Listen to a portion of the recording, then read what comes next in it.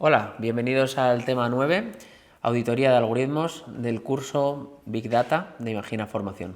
En este tema vamos a hablar de, pues qué es una auditoría de algoritmos, es decir, ya hemos hablado un poco de qué es necesaria de alguna manera, pero qué es y qué consiste, qué es la discriminación algorítmica, es decir, cómo discriminamos un algoritmo de otro, cómo valoramos de alguna manera, cómo podemos auditar un algoritmo, los tipos de auditoría que tenemos y, por lo tanto, concluiremos por qué es necesario que auditemos nuestros algoritmos cuando hablamos de Big Data. Bien, ¿qué es la auditoría de algoritmos? Hoy en día existen muchos sistemas basados en algoritmos, desde las recomendaciones, como veníamos hablando en temas anteriores, de las plataformas como tipo Netflix o simplemente el motor de búsqueda de Google. También tenemos desde esos, que son los más conocidos, a algoritmos financieros, que pueden decidir, por ejemplo, dónde, cuánto y cómo invertir en un mercado bursátil. En estos últimos años, incluso se han trasladado este tipo de sistema fuera del mundo virtual. Por ejemplo, en los algoritmos que utiliza la policía para, que hablábamos en los primeros temas, para intentar prevenir el crimen en determinadas áreas o estar patrullando de alguna forma más recurrente en aquellas áreas geográficas donde la delincuencia suele ser por lo menos más probable, a través también, digamos, de los modelos de Big Data. También, por otro lado, tenemos pues los que utilizan, por ejemplo, los conductores de Uber para determinar el precio del viaje que el coche tendría que realizar y, por lo tanto, cobrar para el determinado recorrido que íbamos a establecer. Es decir, a partir de esa información, él determina, el propio algoritmo determina qué precio es el estimado y cuál sería el más ajustado y probable que sea el adecuado. Este auge, por lo tanto, de algoritmos, es decir, están en todas partes, como base para poder ofrecerle al final al consumidor una mejor experiencia, ¿no?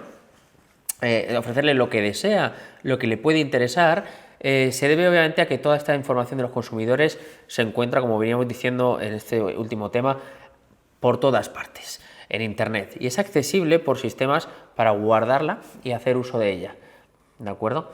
Estos algoritmos toman decisiones que se basan generalmente en la información de comportamiento y también los gustos de los consumidores. A pesar de que los algoritmos los desarrollan personas, es decir, seres humanos, desarrolladores, programadores, informáticos en general, el resultado de las decisiones que toman sean tomadas por cuenta del propio algoritmo, es decir, puede que se escape a los propios diseñadores del algoritmo que habían anticipado. Es decir, a veces el algoritmo tomará la vía que crea adecuada a partir de la programación que hayamos establecido. De hecho, hay algoritmos que a día de hoy incluso han tenido que ser detenidos puesto que no se entendía cuáles eran las decisiones ni se justificaba por qué habían tomado determinadas decisiones. Podéis buscar algún caso. De hecho, hay alguno que no ha pasado muchos años atrás. Bien, de las decisiones que tome el algoritmo, digamos que se escapan de las predicciones que tenían los desarrolladores, sale la idea, obviamente, de auditar los algoritmos. Es decir, cuando predice o plantea conceptos que se salen del concepto que podía haber original, es entonces cuando entra el concepto de auditoría. La auditoría de un algoritmo, al final, no es más que un evento diseñado, ¿vale?, para proporcionar lo que se conoce como white paper o papel en blanco. Un white paper es una guía que permite explicar cómo resolver determinados procesos o problemas o entender cómo funciona un algoritmo en cuestión. Es decir, un papel en el cual se explica el funcionamiento del algoritmo. Los eventos que sucedan cuando se hace la auditoría y el posterior white paper que surge de los eventos producen al final un informe sobre el estado del algoritmo y las posibles decisiones que pueda llegar a tomar en determinados casos. Digamos que se plantea una serie de escenarios y las consecuencias que puede haber a partir del uso de ese algoritmo. Con el informe, los desarrolladores del algoritmo podrán intentar evitar posibles peligros que surjan de las decisiones del propio algoritmo. Estos peligros se pueden recopilar y posteriormente presentar, obviamente, a la comunidad para que sean sujetos al escrutinio público, a la decisión pública y de alguna manera valorar si bueno, pues son sujetos de investigación o se pueden llegar a implementar. Estos algoritmos al final, como tratan los datos, pues podemos intentar que sean de alguna manera justificados o no por parte de la comunidad. Los sistemas algorítmicos han avanzado tanto en tan poco tiempo que a día de hoy se han vuelto muy difíciles de entender para un público general. Es decir, es posible que una persona no especializada en el tema no llegue ni siquiera a entender el principio inicial del algoritmo. De este hecho, obviamente, sale la necesidad de auditar algoritmos, puesto que en la sociedad actualmente urge una cierta transparencia que no somos capaces de entender si no estamos profesionalizados en el tema. Entonces, este concepto de transparencia, digamos que se está viendo que afecta a diferentes ámbitos, pero especialmente al de la informática y a los procesos de digitalización, es el que impuso al final el querer saber qué hace ese algoritmo, qué decisiones va a tomar y sobre todo qué peligro puede suponer y cómo poder atacar esos peligros y solucionarlos. De aquí entonces vienen los conceptos como la discriminación algorítmica. Aunque existen muchos casos en los que los algoritmos pueden ser beneficiosos, como hemos visto con anterioridad, ¿vale? Lo que venimos hablando últimamente, puede llegar a ser incluso perjudicial o pernicioso para la salud de los consumidores. Por ejemplo, el motor de búsqueda de Google te va a mostrar información relacionada con otra información que hayas buscado con anterioridad. Este proceso se le llama el filtrado burbuja o bubble filter, y estos filtros al final pueden impedir que otro tipo de información cruce la barrera de la burbuja y se le presenta al consumidor de alguna manera. Este concepto, a simple vista es beneficioso para el consumidor, porque digamos que estoy viendo, por ejemplo, un procesador Intel y no necesito ver resultados de búsqueda sobre ropa, ¿no? Estoy buscando información sobre ordenadores, no estoy buscando ropa. Bien, a muchos investigadores o científicos este dato, de alguna manera, les preocupa. El concepto del tipo de filtro que se pueda usar para sesgar la opinión de los ciudadanos en el ámbito político y público, puesto que si estás buscando información sobre cierto partido o cierta ideología, conceptualmente podríamos llegar a hablar incluso, toda esa información que vas a encontrar sobre ese dicho partido y no sobre la oposición. A esto también se le puede llamar cámara de eco. Esto ocurre también, por ejemplo, en redes sociales o podría ocurrir también en determinados foros. Si siempre se me recomienda lo que me gusta, nunca voy a ver fuera de ahí. Esta cámara de eco generaría un concepto de la realidad, aislacionista o, en efecto, como si fuera una cueva que me impediría ver lo que hay fuera y solo vería aquello que las personas que opinan parecido, buscan temáticas parecidas, estarían mostrando. De esta forma, por lo tanto, pueden utilizarse dichos algoritmos para manipular, por lo tanto, precios de distintas páginas web, donde, por ejemplo, realizar compras online o simplemente realizar, de alguna manera, publicidad engañosa o simplemente mandar mensajes perniciosos que, de alguna manera, no podrían ser contrastados. De esta manera, por ejemplo, una web como podría ser Amazon podría estar mostrándote productos que pueden estar relacionados con tus intereses, pero que estén subidos de precio, por ejemplo, con respecto a los productos similares. Esto podría llegar a pasar. Un ejemplo muy claro de esto es alguna plataforma como puede ser alguna de informática que puede subir, bastante conocida, que puede subir paulatinamente los precios antes del Black Friday. Es decir, poco a poco vas viendo que los precios suben anualmente y cuando llega el Black Friday se rebajan, llegando a supuestamente a su precio rebajado, pero siempre estando por encima del original.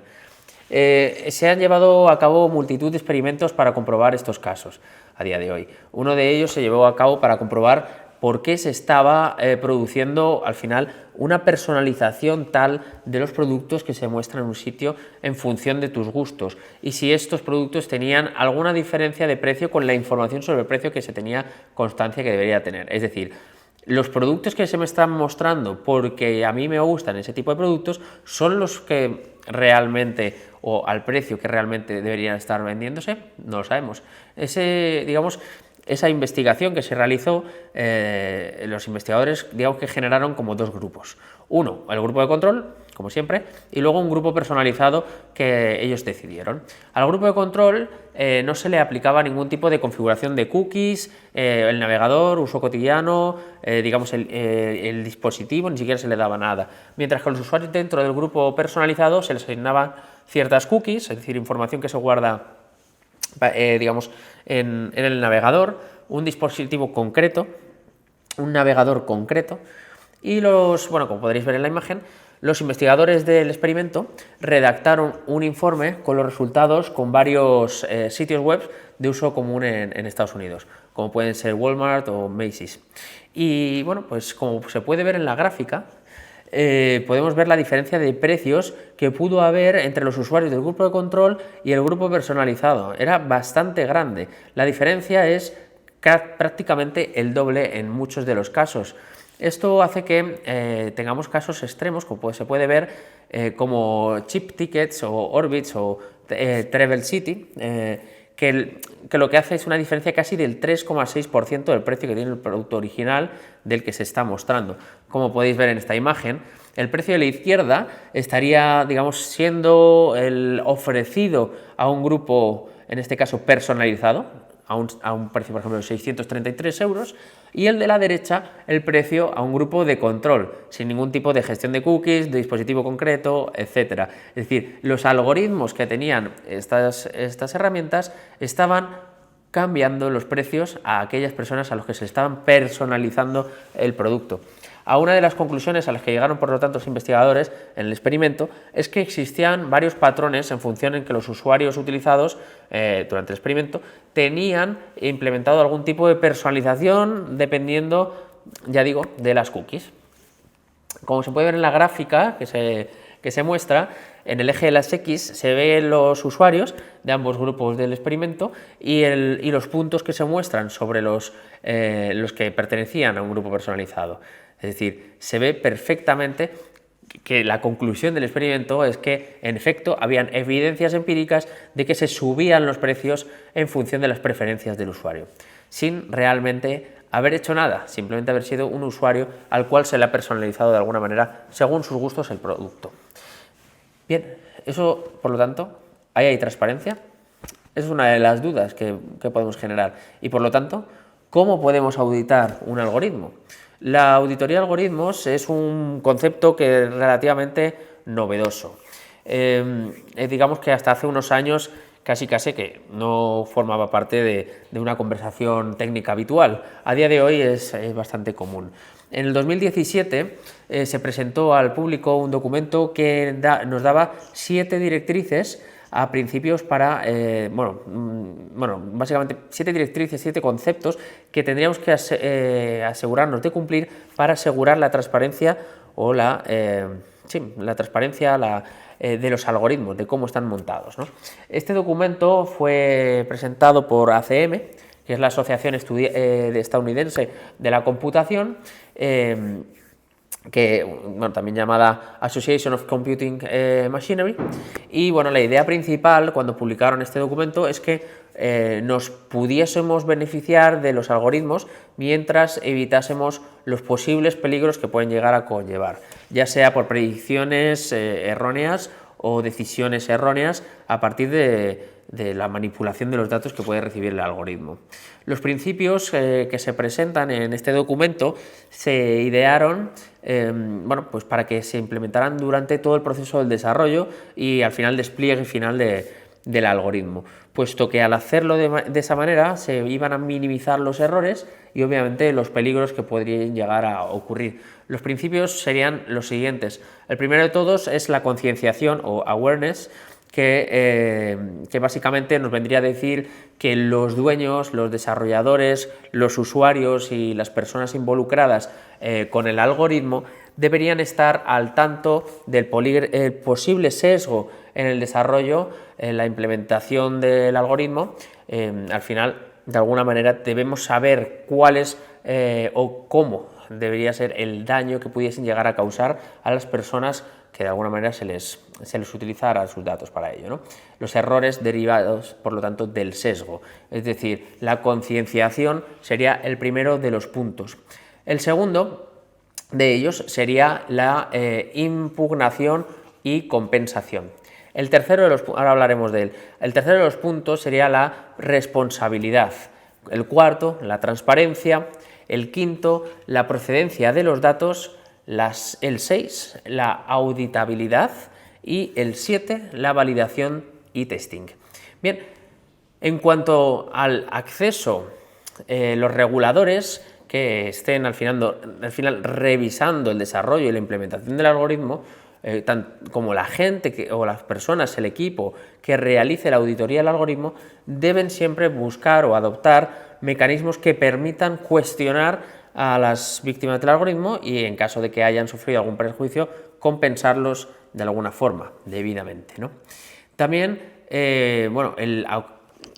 por su terminología en inglés, la accountability o la responsabilidad sería que las instituciones dueñas de los algoritmos deben hacerse responsables, al final sí o sí, no podemos, digamos, escurrir el bulto si nuestro algoritmo toma decisiones erróneas. Es decir, las decisiones que toma el algoritmo deben, de alguna manera, ser responsabilidad de quien lo haya creado o quien sea dueño del mismo, incluso cuando no sea posible explicar en detalle la razón por la que el algoritmo decidió hacer eso.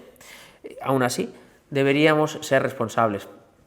También las explanations, ¿no? Las explicaciones que vamos a dar a los sistemas y a las instituciones que utilizan algoritmos que toman decisiones más allá de recomendaciones, como puede ser, por ejemplo, Hacienda, si debes declarar o no en la declaración de la renta, o una empresa de electricidad para calcular el precio que va a ser estipulado como precio, digamos, por vatios o por hora, o simplemente lo que tienes que pagar a final de mes, se les alienta, obviamente, a que expliquen sobre cuál es el procedimiento que se ha seguido, es decir, cuál es el origen, de alguna manera, y cuál es el procedimiento, al fin y al cabo, que ha seguido el algoritmo para llegar a esos resultados concretos y, obviamente, justificar, en la medida de lo posible, las decisiones que ha tomado.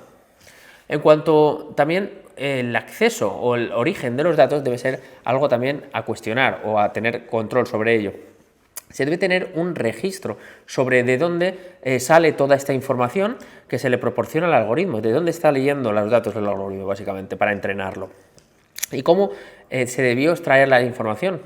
También debe haber un registro, digamos, inamovible sobre el posible sesgo que pueda tener el algoritmo, ya sea por una condición humana o simplemente porque el código tenga algún error o simplemente pues porque no se cayó en ello. Debido a que hay información al final dedicada y delicada al mismo tiempo de dichos datos, como podría ser la cuenta bancaria de un cliente, y esa información debe ser filtrada para asegurarnos, como decíamos en el tema anterior, que no sea pública. De alguna manera, filtrar la parte pública de la parte privada y, por lo tanto, digamos, quitarle o fomentar el anonimato de los datos.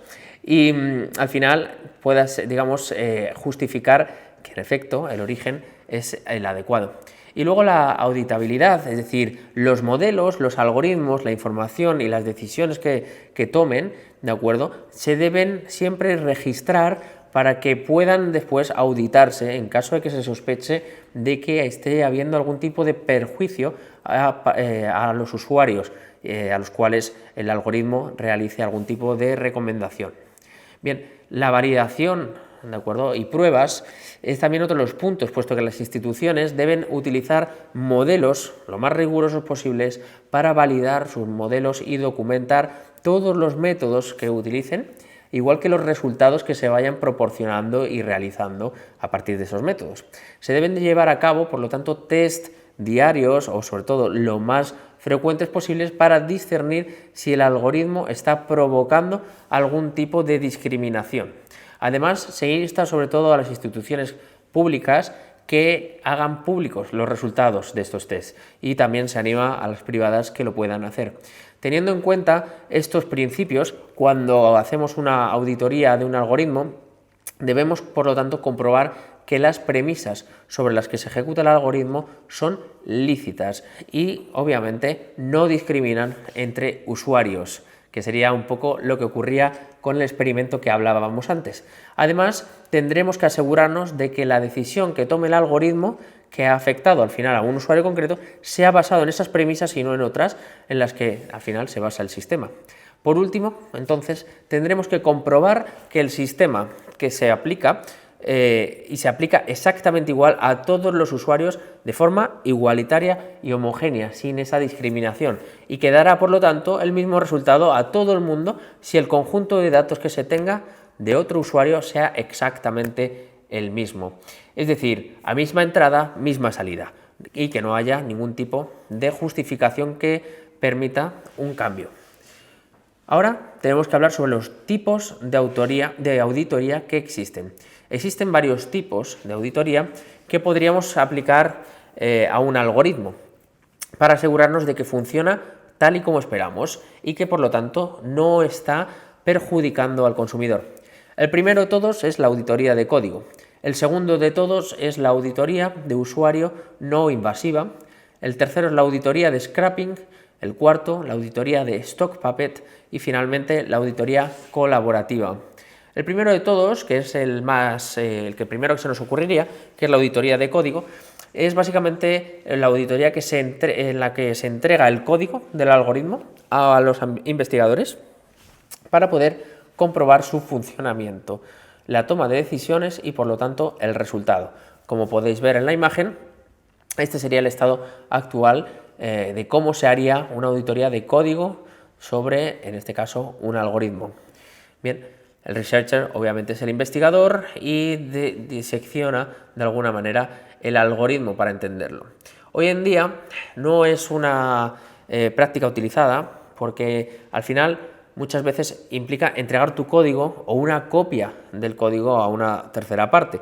Los algoritmos a día de hoy son tratados como propiedad intelectual. Esto quiere decir que son respetados como un producto o como un valor específico que no debe ser replicado. Y por lo tanto, las empresas que generan este tipo de algoritmos serán recelosas, por lo tanto, de compartirlo y por lo tanto también de entender el algoritmo como una parte vital de su negocio.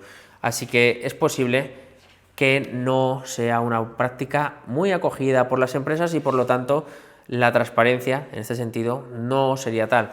Desde el punto de vista de un consumidor que no se conozca el algoritmo sobre el que se basa obviamente por ejemplo Netflix o Amazon o alguna plataforma mundialmente conocida, puede parecer al final un poco prometedor el concepto, pero siempre hay truco, puesto que al hacerlo no solo sabrás si se está haciendo correctamente o no en las precisiones del algoritmo, sino que tampoco, digamos, podrías saber si esos datos o esos algoritmos podrían ser aprovechados por terceras partes de alguna manera maliciosas que pudiesen llegar a perjudicar.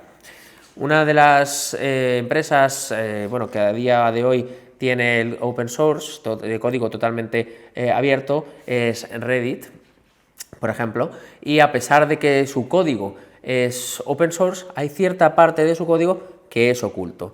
Concretamente, lo que evita, sobre todo, es compartir las partes del código que no quiere o que no entiende que sean propiedad pública y hace que le dé valor a su empresa. Otra de los tipos de auditorías, la segunda, sería el de auditoría de usuario no invasiva.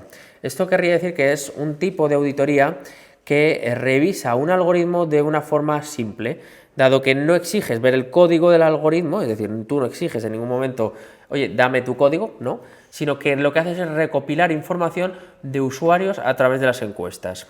Es decir, este enfoque tiene la ventaja obviamente de que es no invasiva y por lo tanto no existe la posibilidad de romper digamos la plataforma sobre la que se basa el algoritmo, pero en su defecto hace que la información de alguna manera que obtienes pueda ser o superficial o sesgada, dado que es una encuesta. Como podéis ver, aquí tenemos un pequeño esquema de este tipo de auditoría.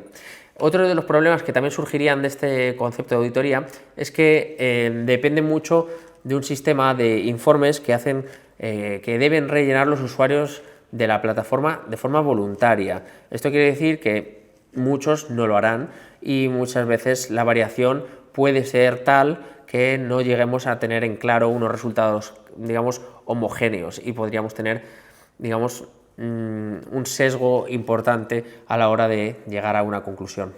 Por otro lado, tendríamos la auditoría de scrapping y es una auditoría que es la más utilizada a día de hoy, puesto que se basa en que el investigador realiza peticiones a una plataforma de forma recurrente para ver los resultados que le devuelve. Es decir, entramos a través de un script de código, de un script de tipo scrapping a la plataforma y el researcher, digamos, el investigador va a ir recibiendo la respuesta por parte del algoritmo y así el investigador, a través de la comunicación directa con la plataforma, no accede al código ni tampoco accede a los usuarios y pregunta por los resultados, sino que él mismo vive los resultados y por lo tanto puede llegar a comprobar qué está ocurriendo con el algoritmo.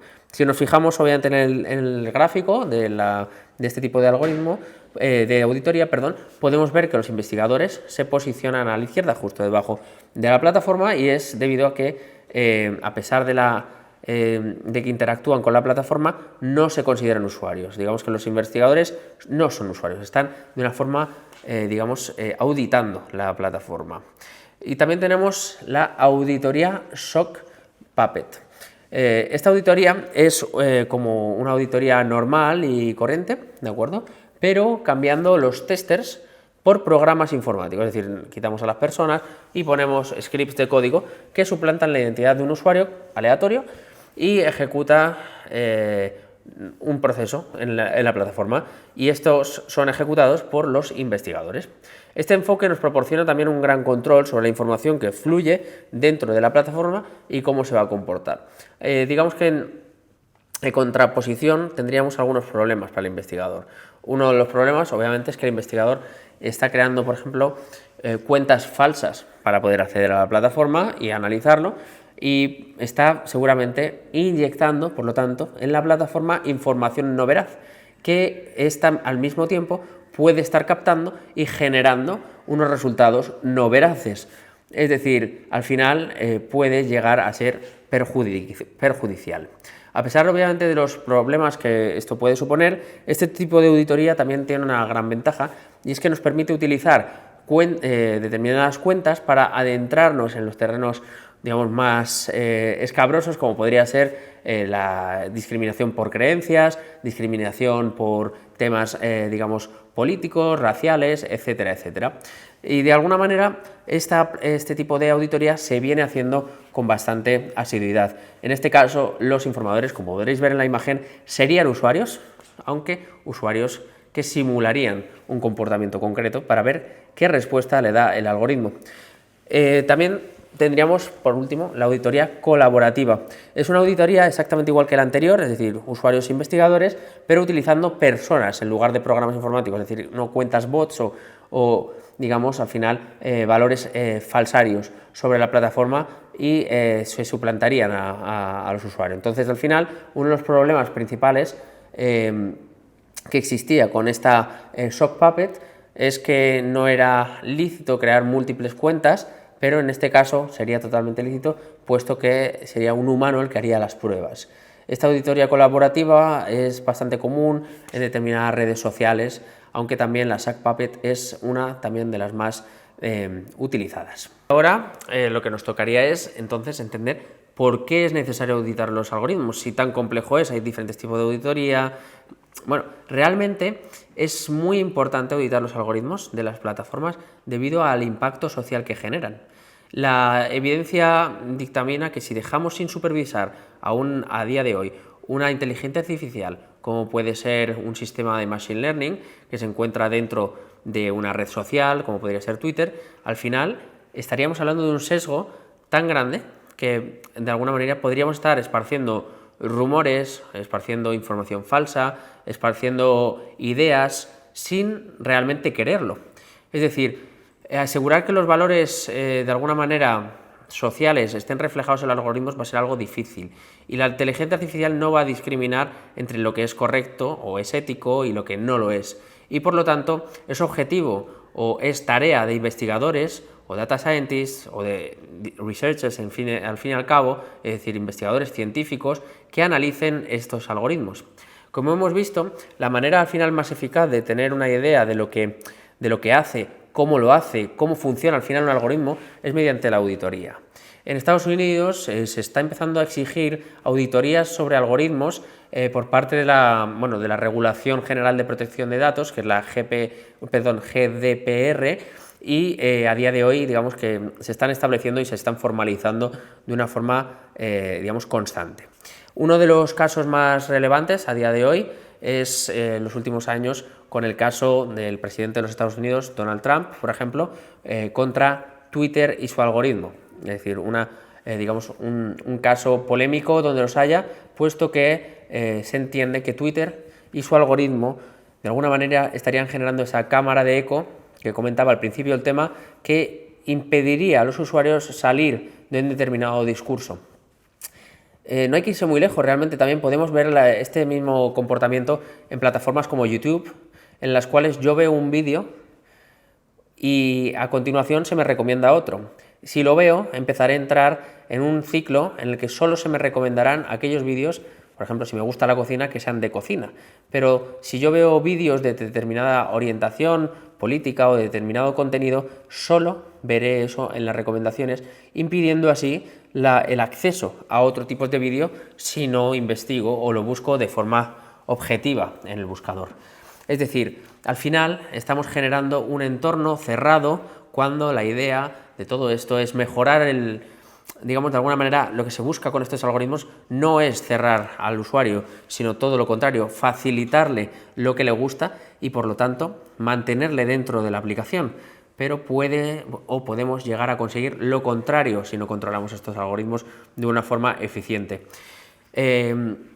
A día de hoy, el caso Trump y Twitter, digamos que de alguna manera es paradigmático en este aspecto, ya que el sesgo que está muy marcado con las opiniones políticas más conservadoras o menos, estaba haciendo que se eliminaran determinadas cuentas o se suspendieran otras, puesto que no tuviesen una posición concreta. Esto a día de hoy cada vez está, más o menos presente en la conversación social y a día de hoy, sobre todo, de alguna manera, pues las empresas tendrán que empezar a auditar de forma eficiente, a ser transparentes con sus algoritmos para evitar justamente este tipo de comportamientos no deseados, seguramente, pero que pueden existir. Facebook hace no tanto tiempo tuvo que paralizar su algoritmo de Machine Learning, que estaba, de alguna manera, una inteligencia artificial que estaba desarrollando determinadas acciones o determinadas recomendaciones que no eran capaces de llegar a entender y tuvieron que paralizarlo. Es decir, los algoritmos al final es código, pero es un código que luego se comporta y que se va nutriendo de datos que se vayan generando y por lo tanto al final lo que vamos a tener es una evolución constante en el propio algoritmo, acercándonos más o menos a una inteligencia humana, pero al mismo tiempo puede llevar al todo lo contrario y alejarnos del concepto humano, de la ética y por lo tanto también de lo que entendemos que es bueno o malo. Este ha sido el tema 9, auditoría de algoritmos. Recuerden que obviamente hay que auditar los algoritmos, hay que ser transparentes y nos vemos en el siguiente tema. Un saludo.